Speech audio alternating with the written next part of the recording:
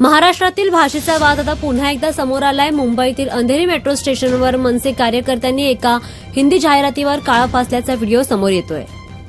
मनसे कार्यकर्त्यांनी रविवारी 28 सप्टेंबरला मुंबईतील अंधेरी मेट्रो स्टेशनवर निदर्शने केली। स्टेशनच्या एका जाहिरातीवर काळा फासलाय आणि होर्डिंगची तोडफोड केल्याचा आरोप देखील आहे।